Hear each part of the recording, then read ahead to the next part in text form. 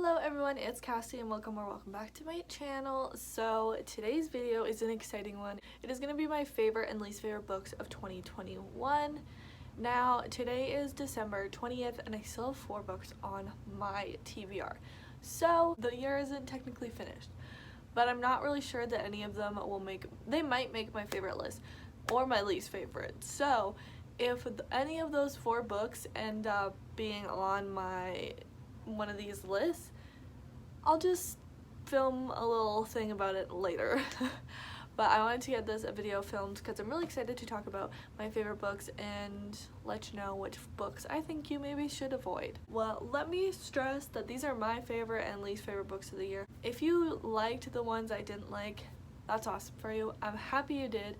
They just weren't for me. This isn't in any particular order, but I think there are a couple that are definitely like my top 2, top 3. This is just my opinion. It doesn't mean any of these books any of the ones that I didn't like are bad or anything. I just didn't enjoy them, and that's okay. Not every book has everything that I enjoy and all that, so just, this is lighthearted. No drama, nothing. But let's just get in to the video. If you like this video, make sure to subscribe and give it a big thumbs up. Both those would mean the absolute world to me. My Instagram, Twitter, Goodreads, and Amazon wishlist will be linked in the description box below if you're interested in checking any of those out. Comment down below what your favorite books and least favorite books of the year have been. I would love to know. Turn on post notifications so you never miss an upload from me, because I'm filming a bunch right now. And so I'm going to have a lot of videos coming out, so you don't want to miss them. Let's start off with my favorite books of 2021. There's 9. I didn't really set off with trying to find a certain amount because I didn't want to pressure myself into like thinking one was better than it was. But these are all ones that stick out in my mind of ones that I really enjoyed reading. And not all of them were 5 stars even. I didn't even put all of my 5 stars on here, I don't think. So I also didn't have that many 5 stars. But just because they're my favorites doesn't mean that they're 5 stars. First, let's start off with honestly, I think it was the first book or second book that I read in 2021, and that is Allie's Pretty Little Lies by Shepard, which is the prequel to the Pretty Little Liars series. If you didn't know, I read the whole entire Pretty Little Liars series in 2021, and I'm very proud of myself because that was like 18 books. I read them all by middle of July or something, so like I was proud because I thought that was going to take me the whole year, but I went through them. But this one I read in January, and first off, I'm going to have a video of reviewing this whole series. Eventually, it's just taken me a while to even like start planning it, but I have started planning it finally. I'm just going to let you know, don't read this prequel before you read the rest of the series.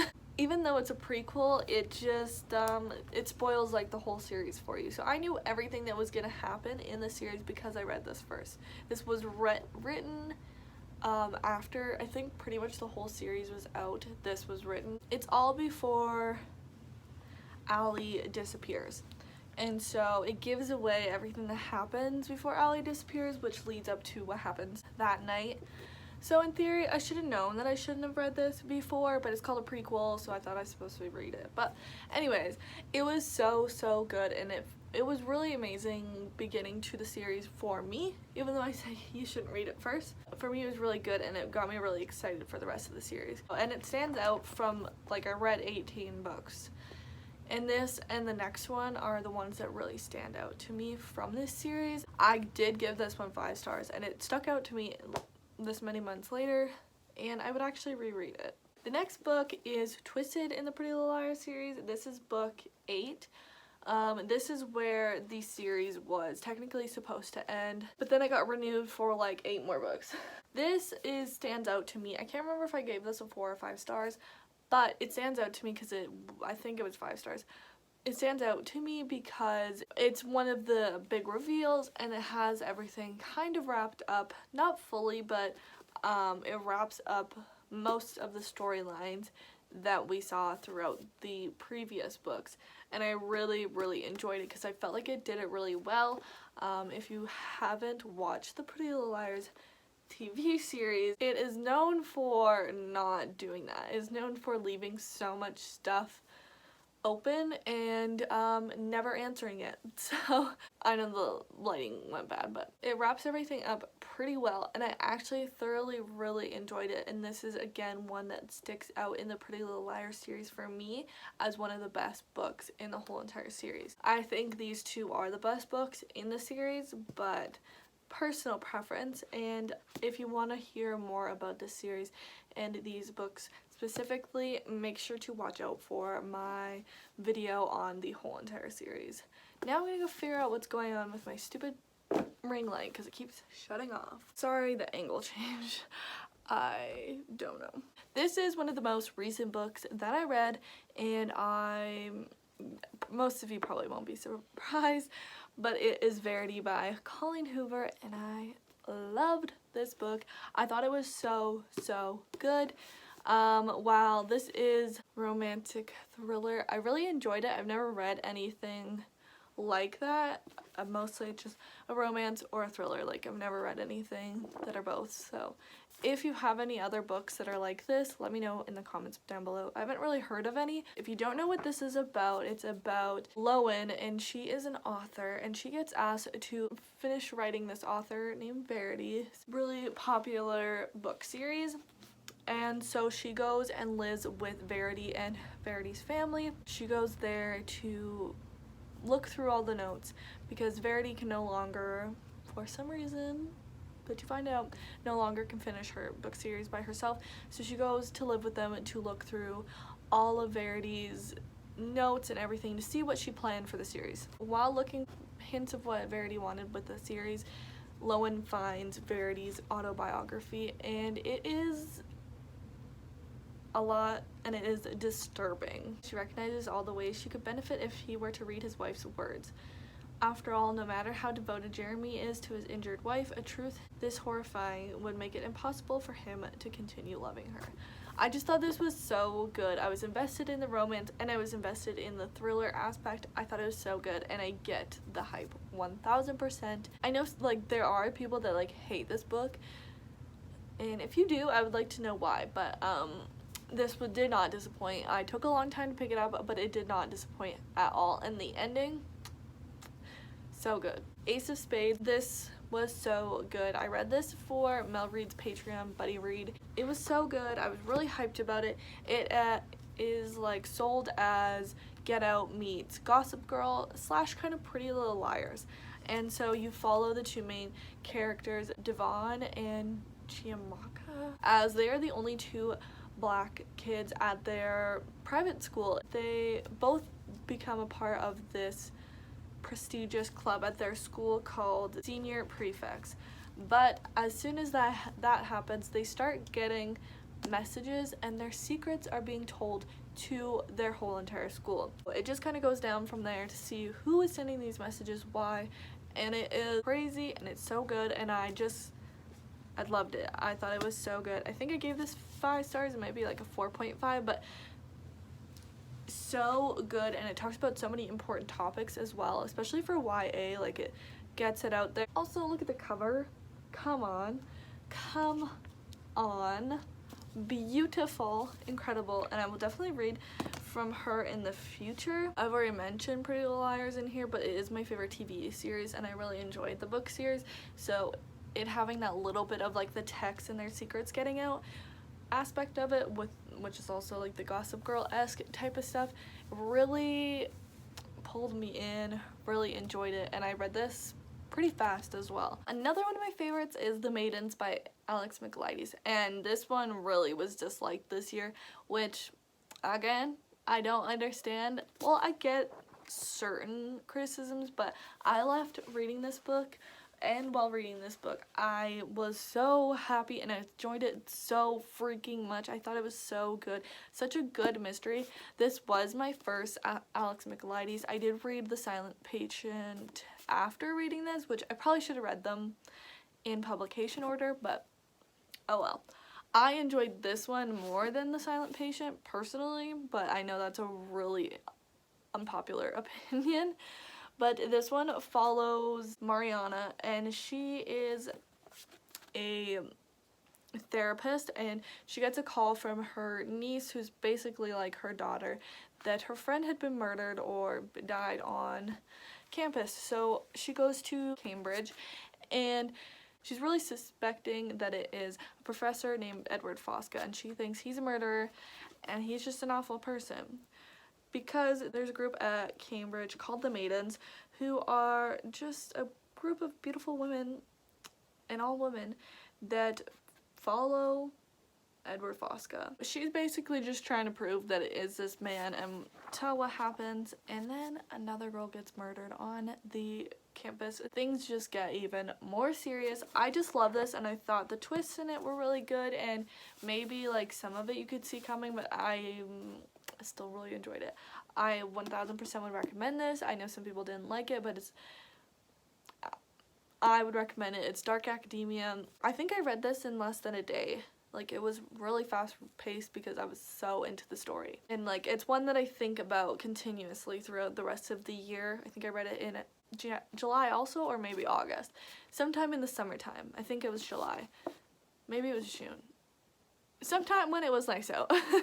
But yeah, I really enjoyed this, and this is definitely one of my favorites of the whole entire year. Like, this was one of the first ones that came to my mind when I thought about making this video. This is another more recent read, and it is The Inheritance Games by Jennifer Lynn Barnes. I really like this. I read this in November, and I really want to read the next one. The only reason I'm holding back is because I got this one in paperback, and the other one's only out in hardback, so I'm just trying to wait until it comes out in paperback, but that might not happen because I really thoroughly enjoyed this. This is one where I gave it like a 4.5, but it sticks with me. It had problems, but I really enjoyed it, and that just like proves that like star ratings kind of don't really mean a thing, because even though this didn't get a 5 stars, this beat some of the 5 stars to get onto this list. You know? This follows Avery Grams, and she is poor, but then she is told that she's inheriting billions from Tobias Hawthorne. But the only catch is that she has to live at his estate with his family that he basically just disinherited to give her the money. The family includes 4 of his grandsons, and this story mostly follows the grandsons and Avery. Their individual stories and their story together, trying to find out why their grandpa left his money to Avery. Some people think she's a con artist, some people think she had an affair with their grandpa. Some people just see her as the last puzzle that their grandpa left for them, because he is known for puzzles, riddles, any type of stuff like that. So they try and figure out why she got left the money, and I loved this. I just thought it was so fun. Such a solid YA mystery with stuff that isn't really even connected to the main. It is kind of connected to the main mystery, but things that are separate from the main mystery were also really interesting and really fun. Like a mystery in itself. Just had a really fun time reading this, and I think it'll stick with me for a while, and that's why I'm gonna struggle with not picking up the second one. But I also love the cover.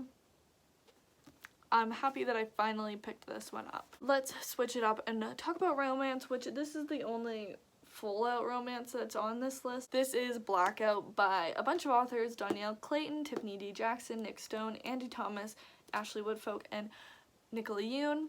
I read this in less than 24 hours in September, I think, and I had the best time. It just was so cute. So this is set in New York when there's a blackout, and this is completely a story of all black characters, which was really cool. It's a bunch of short stories in which you follow different couples or different love stories. They're not all couples, but different types of love stories, and then they're all kind of connected in some type of way, which if you've never seen Valentine's Day, or if you've seen Valentine's Day or New Year's Eve, I think, it's kind of like that, where there's a bunch of different characters and they are connected at the end. The connection isn't like huge. It isn't as like groundbreaking as I felt like Valentine's Day was. Like that, I love that movie. But it's just a little added part to the story, is that there is those connections between the characters that you didn't know. But I really enjoyed every single story. They're each like individual stories. I just left this book feeling happy and wanting to fall in love, and I just thought it was so cute, and it had different types of relationships as well, and different sexual orientations, and all, like, it was so inclusive and had so many different stories. I 1000% would recommend this, and I'm so happy that I did pick it up because it was so good. And plus, look at the naked hardback. Beautiful. If you've been thinking about picking this up, do it. Okay, these are my top two favorite books of the year. If I had to guess, I feel like my top three is The Maidens and then these two. The Maidens and this next one are interchangeable, but that is The Mary Shelley Club by Goldie Moldovsky. I read this in November as well, and I loved it. It was so good. Gave it 5 stars. It follows Rachel, and she is new at this prep school, and she has a little bit of trauma from her past that she's trying to forget. She doesn't really have friends. She has one friend until she meets the Mary Shelley Club, who is a club that kind of does pranks. They don't like to call them pranks, but they are pranks. But they call them fear tests. And they try to scare their classmates, people they know, all that kind of stuff. She attracts the attention of them, and she joins the club. And suddenly these fear tests end up being deadly. And they've got to figure out what the heck is happening. Like, who is coming for the Mary Shelley Club? Rachel tries to track down the killer, and oh my gosh, this book was so good. So many twists that I was not expecting. It wasn't even on my radar. I had no idea that that was coming, and I loved it. It was so good. Such a solid YA mystery, like one of my favorite YA mysteries that I've ever read. So good. It was like thrilling in parts, and if there was a sequel to this, I would read it in a heartbeat. I don't know if there's going to be, but like the ending kind of left it so there could be, possibly. If you haven't heard of this, definitely look into it, definitely read it. I loved it so much, and yeah, it was just so good. My favorite book of the year I read in October, and that is In My Dreams I Hold a Knife by Ashley Winstead. This is quintessential books that I adore and I love. It is a mystery about Jessica, who is going back to her college for her college reunion. But when she was in college, one of her best friends was murdered, and it's never been completely solved. So she hung out with a group of like 7 of them. The one was murdered, and one was considered probably who did it, but they couldn't prove it enough that they are in jail, so they're not in jail. Jessica goes back to her college for her reunion with one thing in mind, that she wanted to impress everyone of how well she's doing after college. Someone has motives for this weekend, and that is to find the real killer. But there's more at stake than the delicious envy of her peers. Not everyone is ready to move on. Not everyone can let Heather's murder go unsolved. In fact, someone has orchestrated the whole weekend to trap the real killer. As the weekend unfolds and they get closer to the truth, the group finds there was more than murder hidden among them on campus. So each friend has like their own story of like, did they do it, or their secrets that they were hiding from their friends or from everyone else. There's a little bit of a romance in here, but it's really minuscule in the grand scheme of things. But it was so good. I sort of guessed the one twist, and there was like a million twists in this. I thought it was so good. I read this during Thrillathon in October, and it took me a bit to read, and not at any fault of this book. I thought this book was absolutely incredible. If I were to recommend one book from this video, from this whole year, it would be this book. It was so good. I will definitely be reading from her in the future. If you like mystery, read this book. I adore this book. I think it's so freaking good. So please pick it up. I know it's gotten a lot of hype, but it deserves even more hype. And the fact that this book wasn't even on the Goodreads Choice Awards, what the heck? It's rigged. You know it's rigged when this book wasn't on there. Just saying. And that was all. Those are all of my favorite books that I read in 2021, and that took me a really long time to talk about. So now for my least favorite books of 2021, and I only have 5, and 2 of them are pretty, like, I don't know if they're worst books, but just not my favorite. Let's start with the ones I don't own. First, we have We Were Liars by E. Lockhart. If you watch any book talk, you know what this book is. And it was so, I don't want to say bad, but I Did not like it. I guess the twist in the first like 30 pages. And people are like, oh my gosh, I never saw it coming. And I'm like, girl, use it a little bit. Like, think about any book ever or like any movie, and there's probably that twist in some of it. I just thought it was so obvious, and I think maybe it would have been good when it came out, but it's been out for so long, and there are so many better mysteries that it's just like, it hurts that that one was such a big deal. And I fell into the hype. I saw the hype and I fell into it. I bought it, but then I read it and I was like, this should have been one I took a long time to jump on, because it was not good for me. It was, I don't know how to say it, because it's not like it was bad. I don't want to say a book isn't good, because that sounds really harsh, but I did not like it one bit. Not one bit. Not one bit. I just think there's so many other books that were better and kind of a similar twist, but like not even. Just like, just there's so many better mysteries that should be hyped more than that one was. I unhauled it. I've only unhauled 2 books this year, and they're both on this list. Personally, I didn't like the little poem-esque type of writing as well throughout the book. That's more of a personal preference. But I just thought the twist wasn't that good, and the twist is like one of the biggest parts of the book and the biggest like hyped part of the book. I mean, good for E. Lockhart, like your sales went up so much this year because of book talk, but wasn't for me. Didn't enjoy it, wouldn't recommend. I think it's a skip 1000%, and that's why I've been a little less jump on the bandwagon too fast with book talk and stuff, because that one failed me hardcore, and that's one that everyone recommends, so I'm a little scared to fall into their hype. The other one that I did unhaul this year is The Initial Insult by Mindy McGinnis. So I do have a full reading vlog for this on my channel, and I'll link it in the description box and in the cards, but I did not like this. I think I gave it 2 stars. I did not like this. I don't rate stuff very hard. Like, I just feel what I'm gonna give it. Like, I don't think about the writing. I don't think about, like, I don't have a checklist. But that one, it was just like 2 stars. Not good. No. I hated it, and it might have just not been for me, but it was so weird and so not gonna happen. I just didn't get it. And there's gonna be a second book, and you know, there's part of me that wants to read it just because I want to see where this goes. Also, that was I don't know if I should do that to myself. So this follows 2 friends. One's name's Tess. I can't remember their names, and I don't have it with me because I unhauled it. But they were friends when they were little, but then Tress is the one, actually, but I can't remember. I think Tressa's parents went missing, and her friend was with them when they went missing, but she won't say what happened to them.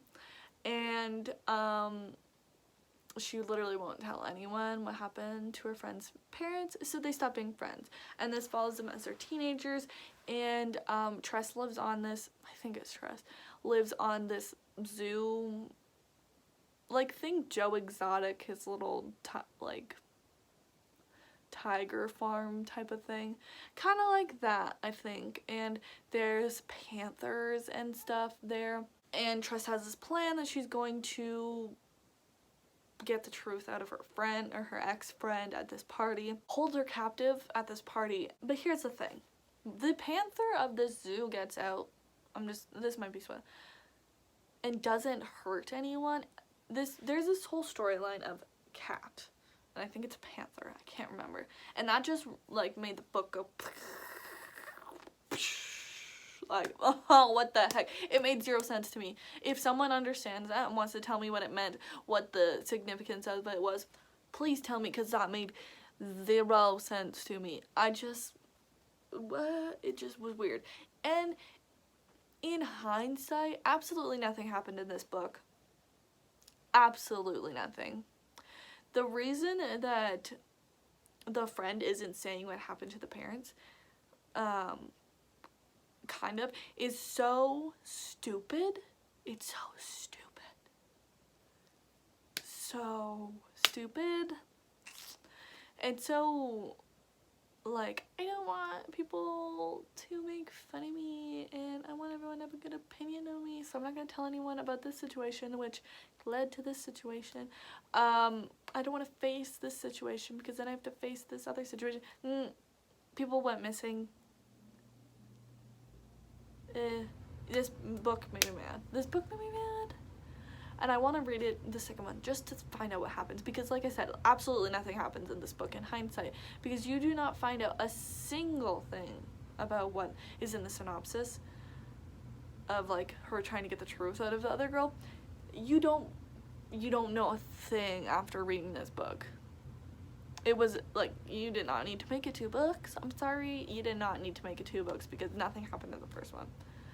The book was like 300, maybe 400 pages. That all could have been like 100 pages, maybe 150. And then the second book, you know, like, it just did not need to happen. So the cover was cool with the roses on it. Pretty, but yeah. Then the final book that I don't have with me is gonna be a very controversial one. And I'll let me just talk before you get mad at me. That's gonna be Where the Crawdads Sing. Hold on. This book wasn't bad. It just isn't my genre. It isn't what I enjoy particularly. So that's why I didn't like it.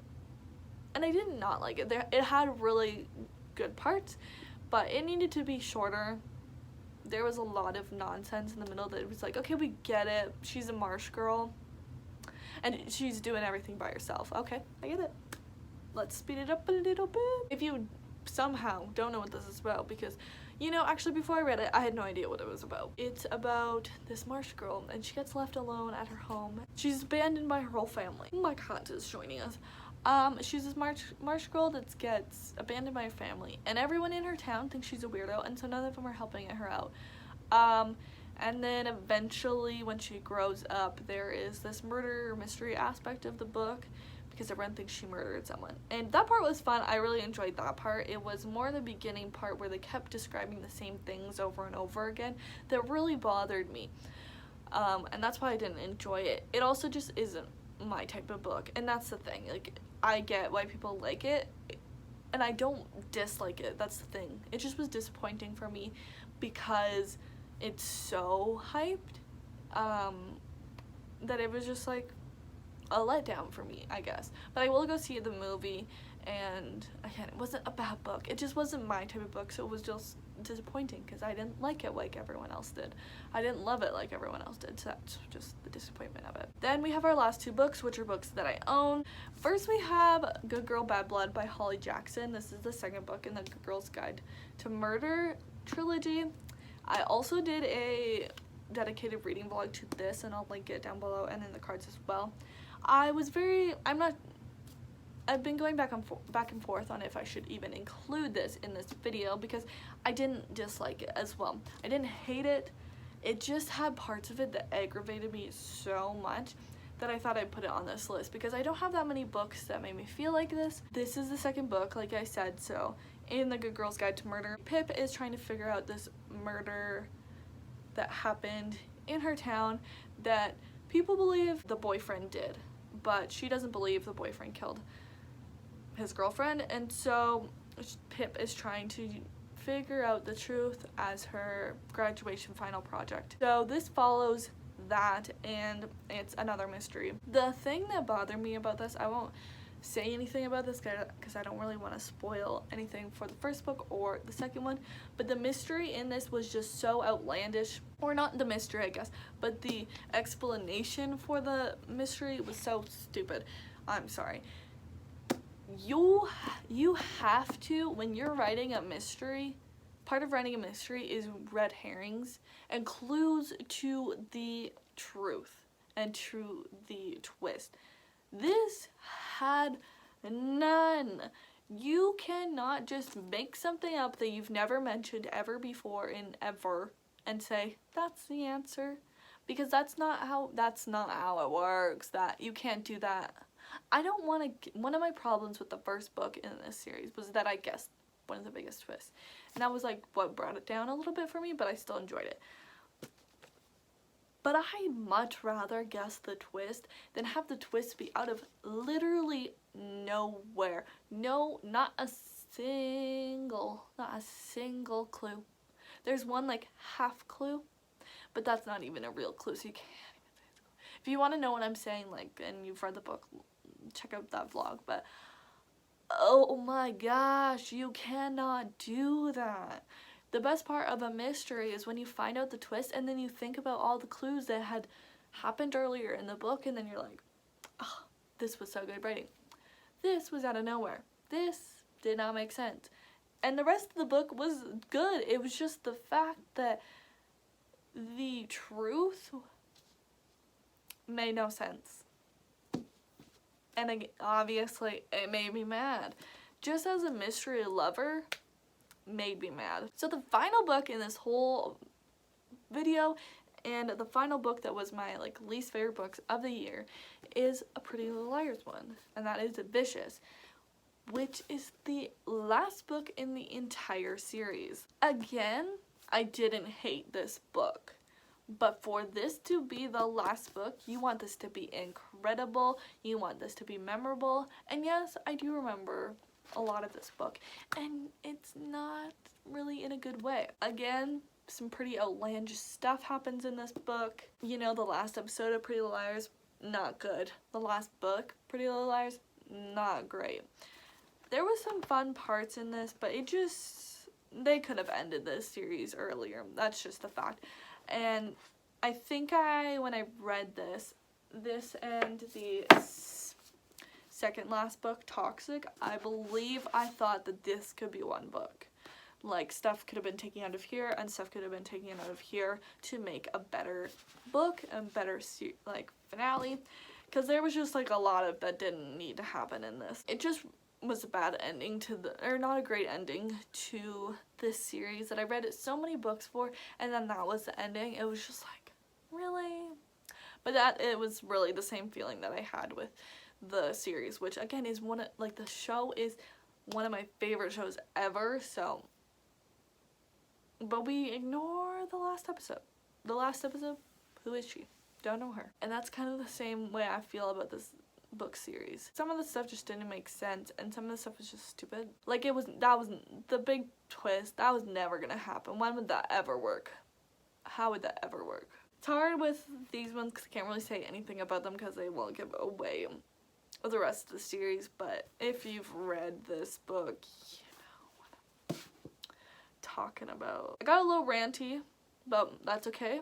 We love that for me. Let me know if you've read any of these books that I mentioned in this video and what your thoughts on them were. And let me know down below as well what your favorite and least favorite books of 2021 were. I hope you enjoyed this video, and if you did, make sure to subscribe and give it a big thumbs up. Both those would mean the absolute world to me. My Instagram, Twitter, Goodreads, and Amazon wishlist will be linked in the description box below. If you're interested in checking any of those out, turn on post notifications so you never miss an upload from me, and I will see you in my next video. Bye!